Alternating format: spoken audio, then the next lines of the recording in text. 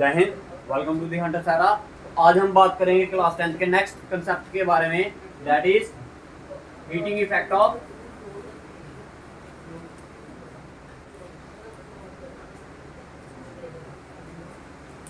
Electric. ये class 10th का topic है भाई, फिजिक्स का, जिसमें हम यूनिट कर रहे हैं इलेक्ट्रिसिटी आपका। ठीक है जी। आज हमने इससे पहली वाली वीडियोस में हमने पढ़ लिया था, रेजिस्टेंस के बारे में पढ़ा था। फिर उसके आगे हमने दो कंडीशंस पढ़ी थी, resistance in series and resistance in parallel के बारे में। आज पढ़ेंगे हमें heating effect of electric current. ये आप सभी बच्चों ने क्या किया होगा, महसूस किया होता है। जब भी आप क्या करते हो भाई, कोई इलेक्ट्रिक चीज लगाते हो भाई, जिसमें बिजली क्या कर रही हो, दौड़ रही हो, थोड़ी देर के बाद वो चीज क्या हो जाती है, गर्म हो जाती है। क्या हो जाती है, गर्म हो जाती है। इसी चीज को आप क्या बोलते हो, heating effect of electric current, या फिर इसको क्या बोलते हो आप, जूल्स हीटिंग इफेक्ट। क्या बोलते हैं, जूल्स हीटिंग। क्यों बोलते हैं इसको जूल्स हीटिंग इफेक्ट? क्योंकि सबसे पहला बंदा जिसने ये कंडीशंस दी थी या फिर इसकी जो डेरिवेशन दी थी, वो उस बंदे का नाम क्या था। तो आप देखते हो, जब आपने क्या किया होता, सबसे बेस्ट एग्जांपल तो इसकी क्या है, इंडक्शन वगैरह जो आपके घरों में है ना। तो जब आप क्या करते हो, स्विच ऑन करते हो इंडक्शन का, तो वो क्या करने लग पड़ता है, उसमें करंट दौड़ने लग पड़ता है। और करंट जो दौड़ रहा होता है वो क्या करने लगता है, थोड़ी देर के बाद हीट प्रोड्यूस करना। जहाँ फिर आपके जो बेस्ट एग्जांपल है गीजर, है ना, गीजर है ना बेस्ट एग्जांपल। जब आप ऑन करते हो तो उसके अंदर जो पानी होता है वो भी क्या होने लग पड़ता है, गर्म होने लगता है। अगर वो भी नहीं समझ आया, कभी बल्ब जैसे ये लगा है, इसको आप क्या करोगे, अभी ये चल रहा है ना काफी देर से, इसको हाथ लगाओगे तो ये क्या होगा, गर्म होगा। या फिर क्या बोल सकते हो आप, कई बार अपना फोन चार्जिंग पे लगाते हो, वो भी थोड़ी देर के बाद क्या होने लग पड़ता है, गर्म होने लग पड़ता है। या फिर आपका अडेप्टर गर्म होने लग पड़ता है। That all is known as heating effect of electric current. Basically कहने का मतलब क्या है, जब किसी वायर में से, जब किसी कंडक्टर में से क्या करेगा, करंट फ्लो करेगा और वो क्या करना स्टार्ट हो जाएगा, हीट अप करना स्टार्ट हो जाएगा। That is known as heating effect of electric current, जहाँ फिर इसे हम बोलते हैं Joule's heating effect of current. समझ आ गया भाई? अब ये ऐसा होता क्यों है, देखिए भाई, अगर ये मान लो मैं कोई एक कंडक्टर है, क्या है ये, एक कंडक्टर मान लो, टीवी मान लो आप, ठीक है, जहाँ फिर कोई अगर कंडक्टर मान लो, ठीक है। जब इसमें से भाई गया क्या है इसके अंदर, electric current, that is electric energy गई। क्या गई, इलेक्ट्रिक एनर्जी गई। ये क्या करती है, इलेक्ट्रिक एनर्जी कन्वर्ट हो जाती है किसमें, हीट एनर्जी में। किसमें कन्वर्ट हो जाती है, इसलिए हमें वो चीज क्या करने, कैसी महसूस होती है, गर्म महसूस होती है। समझ आया सभी को, समझ आया सभी को heating effect of electric current. अब बात करते हैं इसकी डेरिवेशन, इसकी बात करते हैं इसकी डेरिवेशन की। इसके लिए जो फॉर्मूला, बेसिकली इसका जो जूल्स ने जो इसका फॉर्मूला दिया था वो क्या था, अगर आपने हीट क्या करनी है, चेक करनी है कि उस वायर में या उस कंडक्टर में या उस बॉडी में कितनी हीट होगी, वो आपको किस फॉर्मूले से देगा, H = I²RT। I²RT ये क्या है, आपका फॉर्मूला है, जिससे आप क्या कर सकते हो, डिटरमाइन कर सकते हो कि कितनी हीट प्रोड्यूस हुई। क्लियर है? अब मैं आपको डायरेक्टली किस पे लेके चलता हूं, इसकी डेरिवेशन, इसकी डेरिवेशन में। अब ये फॉर्मूला हमने प्रूव भी करना, ठीक है।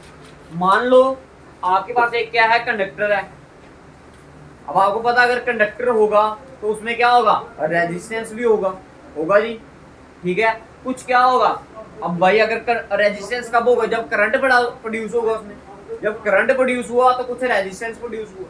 अगर करंट चल रहा है उस वायर में तो क्या होगा, वोल्टेज भी होगी। वोल्टेज इन द सेंस कि उसमें क्या होगा, कुछ ना कुछ पोटेंशियल डिफरेंस भी होगा या नहीं होगा। मान लो ये एक वायर है, इसमें मैंने क्या किया, करंट प्रोड्यूस किया। क्या किया, अगर करंट प्रोड्यूस करूंगा तो इसमें कुछ रेजिस्टेंस भी आएगा, रुकावटें पैदा होगी ना, करंट को चलने में क्या दिक्कत पैदा होती है, जब उसे आप क्या बोलते हो, रेजिस्टेंस बोलते हो। मान लो ये आपके पास क्या था, कंडक्टर था, इसका रेजिस्टेंस कितना है, मान लो इसमें रेजिस्टेंस कितना है, R। इसमें कितना करंट प्रोड्यूस हो रहा है, I करंट प्रोड्यूस हो रहा है। अगर I करंट प्रोड्यूस हो रहा है, अगर करंट प्रोड्यूस हुआ तो पोटेंशियल डिफरेंस भी प्रोड्यूस होगा ही होगा। कौन बोलता है ऐसा, ओम्स लॉ बोलता है ना, I is directly proportional to V। अगर भाई I प्रोड्यूस हुआ तो क्या, V भी प्रोड्यूस होगा ही। क्लियर है ये तक, इधर तक क्लियर है। अच्छा भाई, अगर इसका पोटेंशियल डिफरेंस प्रोड्यूस होता है, ध्यान से समझना, अगर क्या डिफरेंस प्रोड्यूस हुआ, पोटेंशियल डिफरेंस, तो पोटेंशियल डिफरेंस का फार्मूला क्या, मतलब कुछ काम हुआ। अगर पोटेंशियल डिफरेंस का क्या मतलब होता था, डेफिनेशन बताई थी आपको, जिसने ये वीडियोस नहीं देखी पोटेंशियल डिफरेंस वाली, वो क्या करे, प्रीवियस सेक्शन में जाकर इन वीडियोस को देखे, ताकि आपको बेटर अंडरस्टैंडिंग हो इन कंसेप्ट। ठीक है, अब भाई अगर क्या हुआ, पोटेंशियल डिफरेंस प्रोड्यूस हुआ, पोटेंशियल डिफरेंस होता क्या है, एक इंफिनिटी पॉइंट से उठाकर किसी एक यूनिट पॉजिटिव चार्ज को लाना किसी एक पॉइंट पर, यही होता था ना। तो इस यूनिट पॉजिटिव चार्ज को उठाकर लाने में इधर तक जितना आप काम करते थे उसे आप क्या बोलते थे, potential difference. That is V का फार्मूला क्या बन जाता था आपका, V equals to W upon Q। तो कितना काम किया उसने, W equal to V into Q। होता है या नहीं होता है भाई, बताइए, होता है। अच्छा जी, ये तो आ गया इधर तक आपका। अच्छा भाई, ये तो क्या है, Q। अब चार्ज का फार्मूला क्या बताया था आपको, करंट का फार्मूला याद है सभी को। करंट क्या होता था, I की वैल्यू क्या होती थी, Q अपॉन T। तो अगर इधर मैं Q की वैल्यू निकालूं तो क्या आएगा, IT इज इक्वल्स टू क्या, Q। इसको इक्वेशन नंबर 1 रखिए, इसको equation number second. Put the value of equation second in first, put equation second in equation number 1। तो जब 1 में पुट करोगे तो W की वैल्यू क्या आएगी, V इंटू Q। Q की क्या वैल्यू है, IT। ये क्लियर है भाई, बताइए इधर तक क्लियर है सभी को, कोई परेशानी इधर तक नहीं। अब भाई बताइए मेरे को, ओम्स लॉ क्या बोलता है भाई, Ohm's law V is equals to क्या, IR। होता है या नहीं होता है, इसको रखिए आप थर्ड इक्वेशन, इसको रखिए आप क्या, fourth equation. Put the value of fourth equation, put equation fourth in equation number कौन सी, थर्ड में। तो भाई देखिए इधर ये आ गया W इक्वल टू क्या, V की वैल्यू क्या है, IR, और साथ में IT। तो वैल्यू क्या बन गई, I इंटू आई किया तो I स्क्वायर R। तो ये कितना वर्क डन हुआ है इसमें, कितना वर्क डन हुआ, I स्क्वायर RT। अब आपको पता है जब ये काम हो रहा होगा तो ये एनर्जी किसमें कन्वर्ट होगी, किसमें कन्वर्ट होगी, हीट में। तो भाई this whole work has been done in converted into heat energy. तो हम इस W की जगह पर फिर क्या लिखेंगे, H इज इक्वल्स टू क्या, I square RT, and this is known as Joule's law of heating बोलते हैं, जूल्स लॉ ऑफ। समझ आया जी। सबसे पहले देखो 3 ही फार्मूले यूज किए मैंने इसको आपको समझाने में। सबसे पहले मैंने बताया कि भाई यहाँ पे करंट प्रोड्यूस हुआ तो पोटेंशियल डिफरेंस भी होगा, पोटेंशियल डिफरेंस का फार्मूला निकाल दिया, इधर से वर्क डन निकाल दिया मैंने इतना, इधर से Q की वैल्यू पुट कर दी मैंने by using the formula of current. ठीक है, Q की वैल्यू पुट कर दी। उसके बाद हमारे पास रह गया था V क्या होता है, पोटेंशियल डिफरेंस। एक फार्मूला हो रहा है हमारे पास क्या, ओम्स लॉ का, इसका फार्मूला आया ओम्स लॉ। तो इस V की वैल्यू भी इधर पुट कर दी, ये आ गया। अब ये वर्क डन जितना भी हुआ ये किसमें कन्वर्ट हो जाएगा, हीट एनर्जी में। क्यों, क्योंकि इलेक्ट्रिक एनर्जी किसमें कन्वर्ट हो रही है, ठीक है जी। Energy can neither be created nor destroyed, but it can be converted into one form of energy to another form. तो ये वही आपकी इलेक्ट्रिक एनर्जी है जो किसमें कन्वर्ट हो रही है, अभी आपकी हीट एनर्जी। ठीक है, तो इधर से आप बोल सकते हो अकॉर्डिंग टू क्या, joules law of heating, the heat produce in the conductor. क्या लिख सकते हो आप, देखो पॉइंट लिखो पहले, देखो according to Joule's law of heating, the heat produce in a conductor, according to Joule's law of heating, the heat produce in a conductor, the heat produce in a conductor is directly proportional to square of current, is directly proportional to square of current, is directly proportional to, ये point में लिखना, ठीक है जी, is directly proportional to square of current। दूसरे point में लिखिए, पहला point है देखो is directly proportional to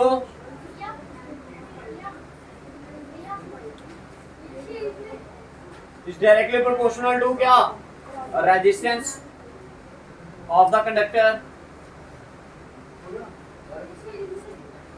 तीसरा पॉइंट लिखिए, is directly proportional to the, is directly proportional to the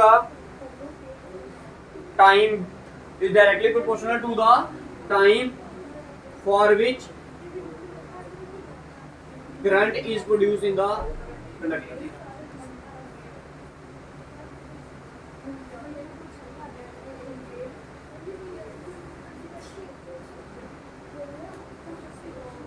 ठीक है जी, ये आ गया आपका जी यूज heating effect of electric. Clear है? जल्दी उतारिए भाई, इसके बाद न्यूमेरिकल करते हैं इसके बेस पर। ये डेरिवेशन उतार लेना भाई पेपर में।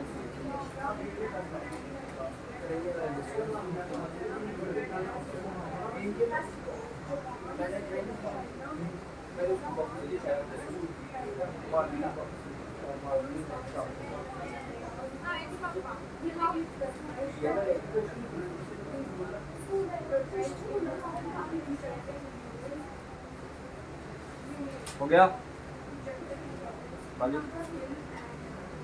जल्दी उतारिए शाबाश।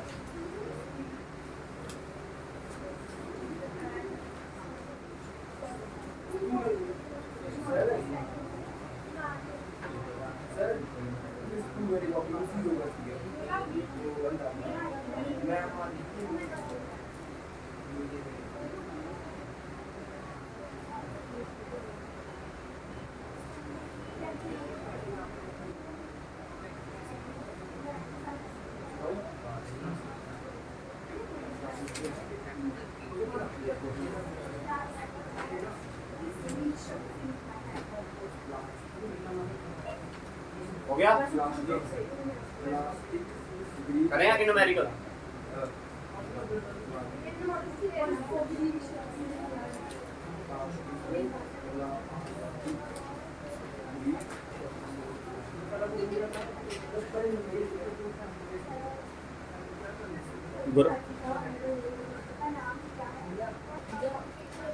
उतारिए भाई, ये न्यूमेरिकल करते हैं इसके बाद।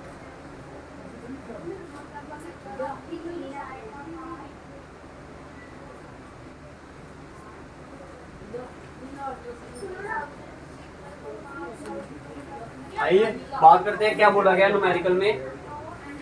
कहता है an electric iron of resistance 25 ओम। कहते हैं एक आयरन, इलेक्ट्रिक आयरन है, ठीक है, जिसका रेजिस्टेंस कितना है 25 ohm, takes a current of 7 ampere. कितना करंट फ्लो कर रहा है उसमें, 7 ampere. Calculate the heat developed in 0.5 minute. और कहता बताइए कितनी हीट डेवलप हुई होगी 0.5 मिनट में। तो सबसे पहले गिवन लिख लीजिए, क्या क्या दिया आपको।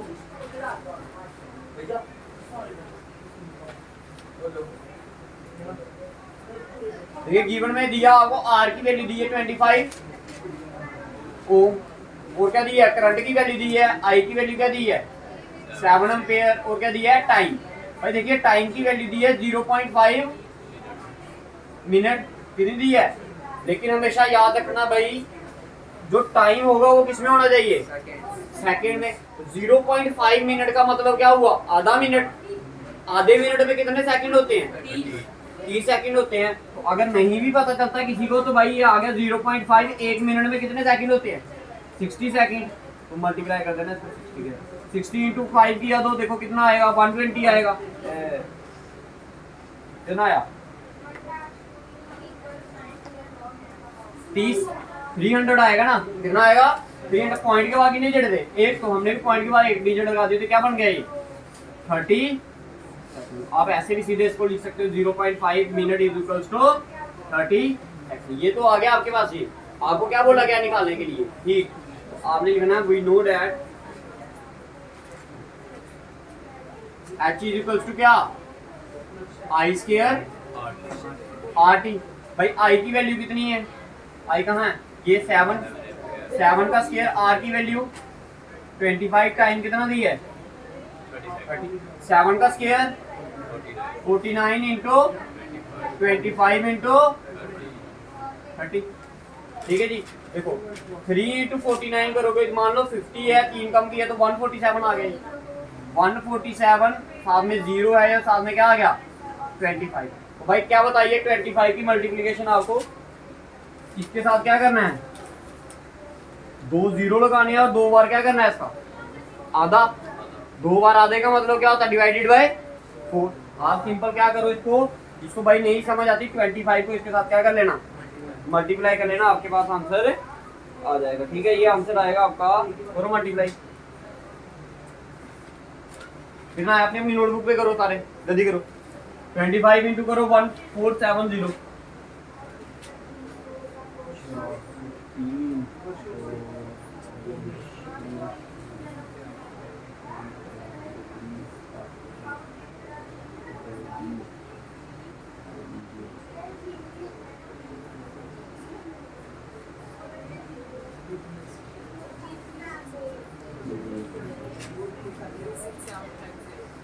ठीक है 850 ना, 36850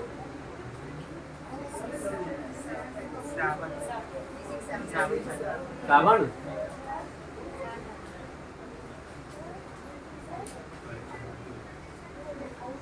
ठीक है ये आया, यही आया ना, ये इतनी हीट इसमें डेवलप होगी 36750। भाई हीट के जो ऐसा यूनिट होता है वो क्या होता है जूल, कितना होता है जूल। ये आ गया आपका, क्या आ गया आपका, क्लियर है। लेकिन अब कुछ बच्चे क्या करते हैं भाई, जो आपके जो फिजिक्स में क्या करता है, हम कुछ स्टैंडर्ड फॉलो करते हैं, हमें पॉइंट लगाना होता है एक डिजिट के बाद में, 3 डिजिट के बाद में, एक डिजिट के बाद में। तो जब इधर एक डिजिट के बाद लगाएंगे तो क्या आएगा, ये 3.675 मल्टीप्लाई बाय 10 की पावर, देखो कितने डिजिट आगे गया, 1 2 3 4, तो 10 की पावर एक डिजिट के बाद, एक डिजिट के बाद। ये आ गया आपके न्यूमेरिकल बेस्ड ऑन किसके बेस पे, इलेक्ट्रिक।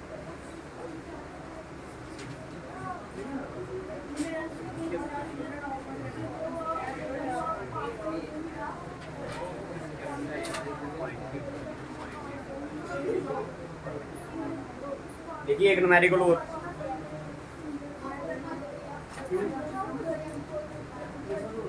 लिया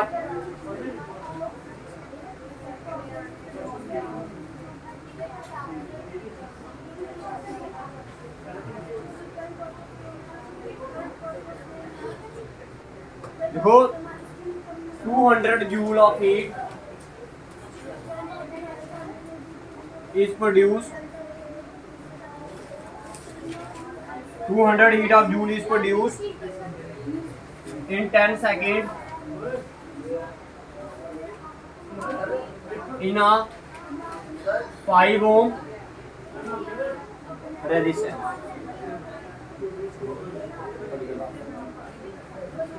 ठीक है, find the potential difference across the resistor, find the potential difference across the resistor। देखिए जी, आपको बोला गया है इस बार क्या निकालने के लिए, पोटेंशियल, क्या बोला गया है। अब देखो भाई, आपको हीट की बात भी कर रहा है और पोटेंशियल डिफरेंस निकालने की बात कर रहा है। अब क्वेश्चंस को सॉल्व कैसे करना था उसके लिए थोड़ा तो सोचना पड़ना है आपको। देखो h की वैल्यू क्या होती है, I² RT। क्या इधर से आपका कोई, ये हीट की बात की है ना उसने, मैंने हीट का फार्मूला लिख दिया, और किसके लिए बोला उसने, पोटेंशियल डिफरेंस निकालने के लिए, किसके लिए, तो भाई ओम्स लॉ से तो हमें मिल जाता है V इक्वल टू क्या, IR। ठीक है, अब क्वेश्चन में देखो IR की वैल्यू दी है आपको, ये तो आ गया आपकी हीट, ये आ गया आपका टाइम, ये आ गया रेजिस्टेंस, दैट मीन R की वैल्यू आपको क्या है गिवन है। और क्या दिया आपको, और कुछ दिया है नहीं दिया। अब आपको क्या चाहिए, I की वैल्यू चाहिए। I कहाँ से निकाल सकते हो आप, इधर से निकाल सकते हो, तो आइए निकालते हैं फिर। देखो आपने पहले गिवन में लिख लो, गिवन में क्या दिया आपको, H की वैल्यू कितनी दी है 200 जूल, और क्या दिया है टाइम कितना दिया है 10 सेकेंड, और क्या दिया है टाइम दिया है कितना, टाइम हो गया, और रेजिस्टेंस दिया है 5। आपने लिखना we know H equals to क्या I² RT। एच की वैल्यू 200 कितनी 200, आई की वैल्यू कितनी है, आई निकालना है, आर की वैल्यू 5, ये आ गया मल्टीप्लाई बाय 5, टाइम कितना आ गया 10।